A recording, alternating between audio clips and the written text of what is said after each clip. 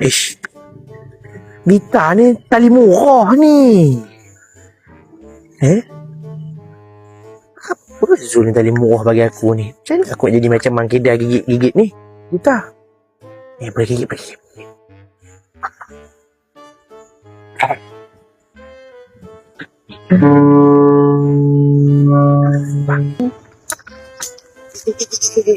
Awak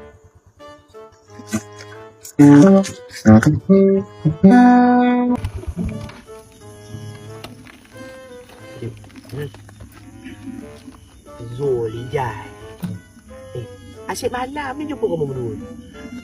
Asyik jumpa kamu berdua je malam. Asyik malam je kamu berdua. Tak ada orang lain. Tak ragat betul lah semester ni. Satu lagi. Pasal nombor tu. Dah lah kumpau. Biasalah korang. Kita semalam tikam RM1 je.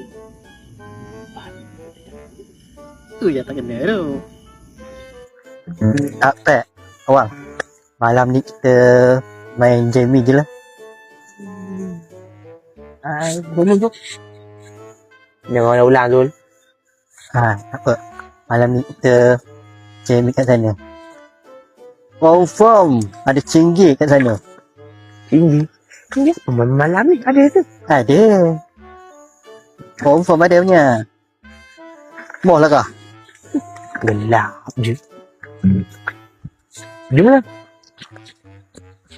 Tinggal motor lagi. Apa? Tinggal sini. Jalan dulu. Ada. Semalam aku episod kemarin aku naik motor tak ada kunci. Mesti ada kunci. Tak ada kunci juga.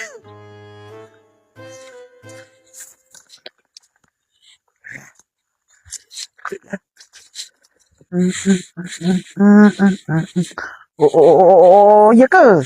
Yelah, tu teman selalu ngintai RM1 belah sana tu. Kalau Abby, baik tak payah. Buang bulu je. No, dia cirik dia. Cirik je orang tiga orang. Walaupun jauh beribu.